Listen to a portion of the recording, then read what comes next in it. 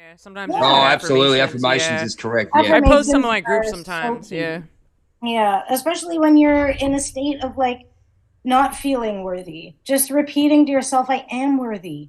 I am. And if you get to a part where you're repeating something that doesn't necessarily feel true and it makes you feel emotional, allow yourself to embrace that emotion and let it out. Show yourself compassion in that for that sadness that you feel that I don't feel truth in this. And hold yourself and give yourself the love that you need in that area and then keep going. Keep going until that feels true for you. And once you do that, that also helps to build up your lower energy centers. And when you have a strong foundation, people's comments and people's energies and attitudes will not affect you. So it all I comes think down to what you're in, learning. you're 100% right. When you're in your own, when you're in your own bubble, as you said, um, yeah, you just don't let anything affect you really. But unfortunately, you know,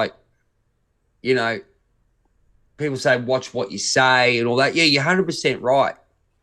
Um, you put emotion, like everyone goes cursing and all that kind of stuff, and goes, look, it depends on what the. I still have the belief of when you speak, it comes down to where you're at. It's like you can just let bloody hell fuck off, but it doesn't have any power behind it, really. It only has power if people give it. Like if I say, oh fuck you, Sarah, like you can see the emotion. Whereas I go, oh fuck off, that's shit. Whereas you can see differently. I've always believed in that because I Yeah. know being a king swearer where I was, and this, and saying those words, but with passion, with someone to say like trying to hurt you with the words. Whereas I use it just as an expression. Go, fucking get fucked, mate. No shit, nah, you know. But then you can see the energy's a bit different. You know what I mean? So yeah, that's an interesting point. What do you think, Di?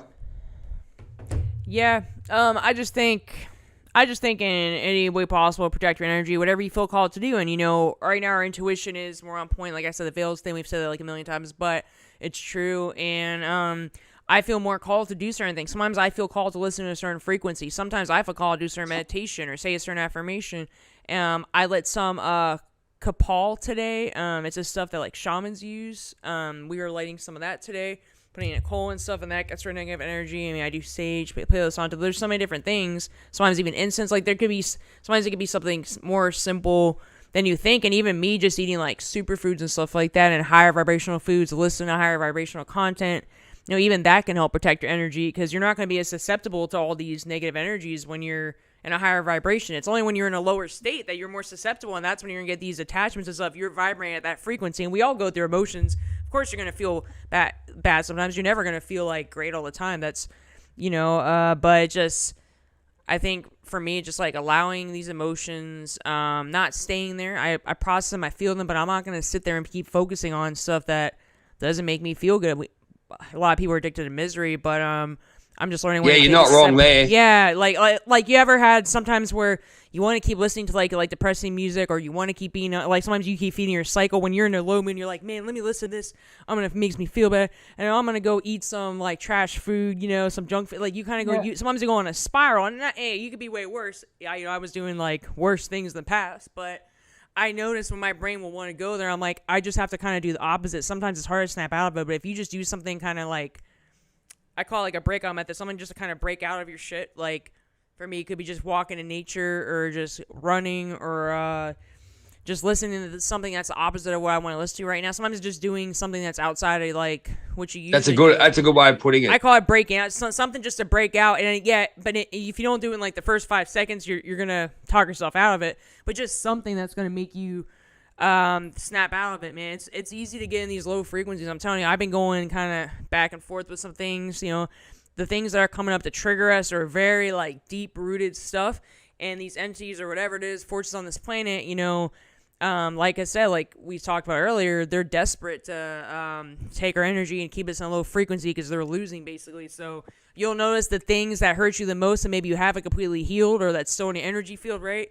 They're gonna like poke at that, or things are going to come up, or I mean a lot of it's just coming up to be healed, right? Because that's what you need to let go of to go to the next frequency, the next level, whatever, new earth, wherever you want to even call it. But it's like it just these are the things that are coming up. They're coming up for a reason. If something keeps coming up over and over again, triggering you, like having power over your well-being, that's a sign that's something you need to work on. You know, I just want to rant there, but that's what I'm noticing with me.